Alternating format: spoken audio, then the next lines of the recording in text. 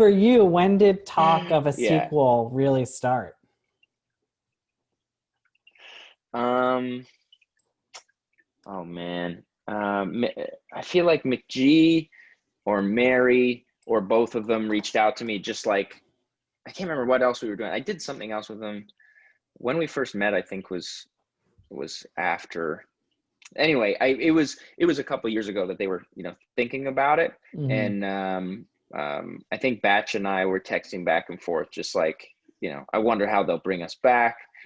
This would be super fun. The second they started talking about it, I'm like, I'm in. However it works, I'm in. I love playing the character. It's definitely the weirdest character I've played.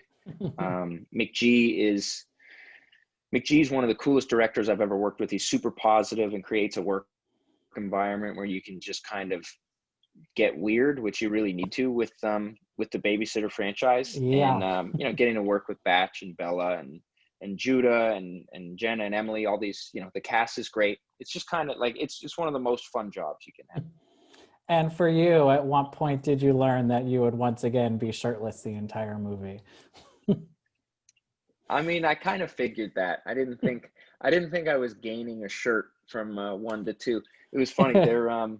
I read the script, and there's that scene where you meet me in the past. Like everyone has their quick little. And originally, it was the only wardrobe fitting I had besides jeans and a belt buckle and a pair of boots. Where they were like, "All right, you're going to be in, a diner outfit with a silly hat," and I was like, "Nope."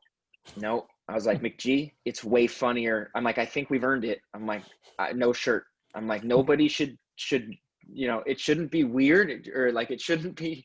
Nobody should be drawing attention to it. It shouldn't be like, oh, all the employees are shirtless. I was like, I should just be shirtless with a hairnet. And he thought it was hilarious. We put the name tag directly to my skin, and we were. That's kind of what this movie is. It's self-aware, and it always we always want to have a good time, and that McGee and Mary were both like, yes, of course you're shirtless. It's like once the trailer dropped, I saw a lot of people online being like, oh, well, Robbie's still shirtless. I'm in. So congrats on that. Yeah, if there's a third one, I'm sure I don't have a shirt. Thanks. And for you, I mean, you come back, you're a ghost. So you are basically still a high schooler. I know this filmed 5 years after the last one. You're in your 30s now. You just had, became a father right before this movie started filming. Just what is that like, getting back into that headspace, I guess?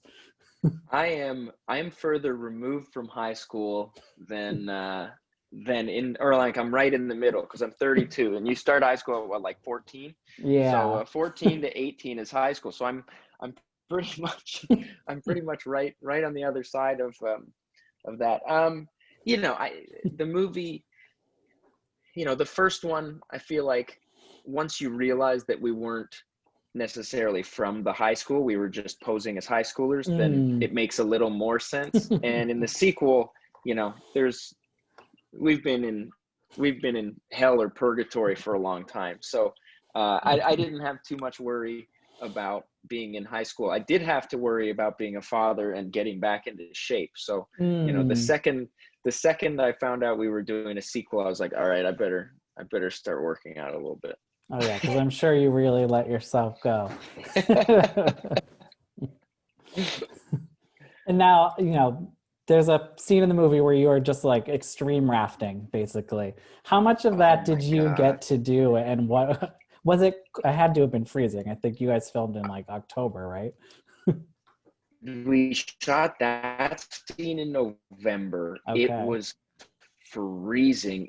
We shot in California, so luckily it wasn't, freezing, Yeah. freezing, but they were night shoots. So, you go out in the desert we were in just north of LA Okay. by about 45 minutes. It gets cold, and, I can't be in a wetsuit or anything because I'm shirtless. Nope. And it was me and a stunt double, and the stunt double wasn't there for any single specific shot. It was so that the two of us could cycle back and forth when one of us was too cold to do it, because if you get dumped in that lake, they gave us both glow sticks in our pockets because we couldn't have life jackets on.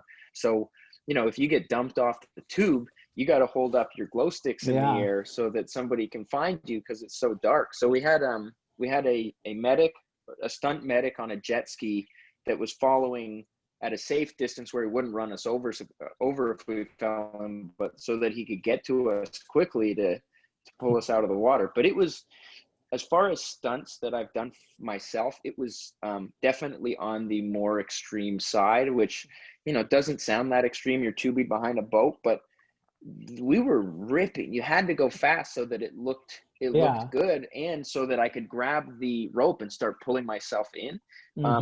Because if you're going too slow, you can't pull yourself in. There's too much friction underneath the tube. So you need to go in fast enough to be able to put it's kind of weird. It sounds like it should be the opposite, but it wasn't. So I got dumped off a couple times.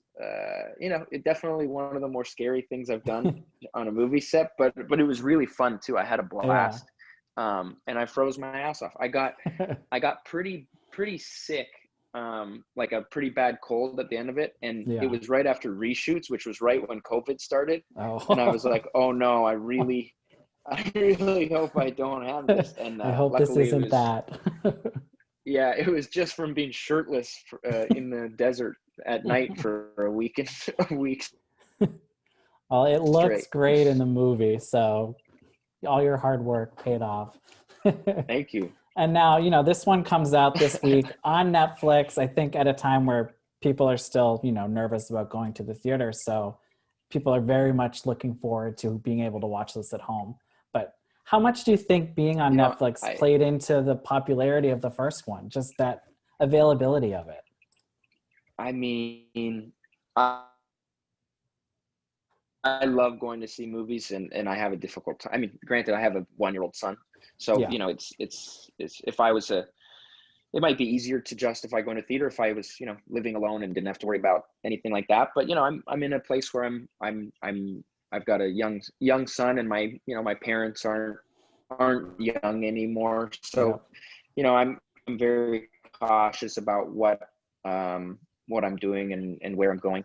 But I mean, I also just the convenience of being able to turn on a movie, order some food, pause it when I need to pause it, get up and go to the bathroom if you need to go to the bathroom, just literally anything you want to do, and you can restart it. I'm a convenience guy, and the convenience of Netflix is kind of as good as it gets. That's what Italia and I do. We watch things on Netflix and Amazon, and I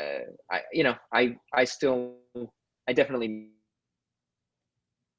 miss going to the movies for certain things, like the big, huge epics in the theaters. But at the same time, I don't think that this movie's that. I think this is a movie that being able to watch with your friends, in the living room, is kind of the best way to see it anyway. You can laugh together and enjoy it and not worry about, being too loud or bugging other people that are sitting around you, because it's a weird movie and you want to be able to react to it, in your own